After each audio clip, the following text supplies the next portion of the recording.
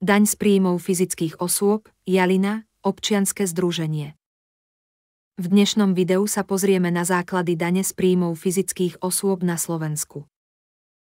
Ako slovenský daňový rezident sa považuje osoba s trvalým pobytom, bydliskom alebo kto strávi v Slovenskej republike viac ako 183 dní ročne.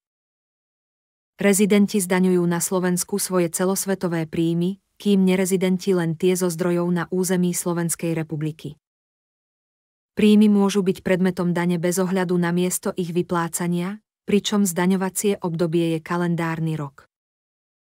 V roku 2023 platia sadzby 19% do výšky 41 445,46 eur a 25% nad túto sumu pre závislú činnosť a iné príjmy.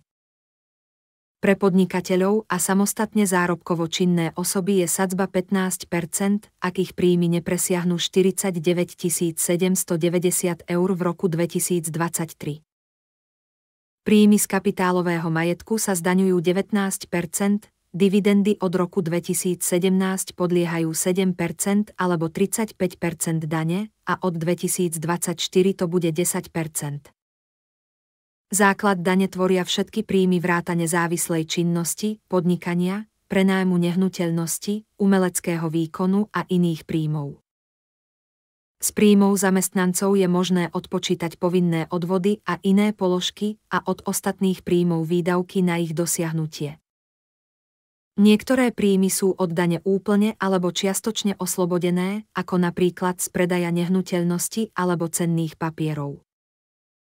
Možno uplatniť odpočty od základu dane, ako nezdaniteľné časti alebo daňové bonusy na deti a úroky z hypotéky. Výpočet a uplatnenie týchto odpočtov je viazaný na splnenie zákonom stanovených podmienok. Toto sú základné informácie o dani z príjmov fyzických osôb, ktoré by mal každý na Slovensku poznať.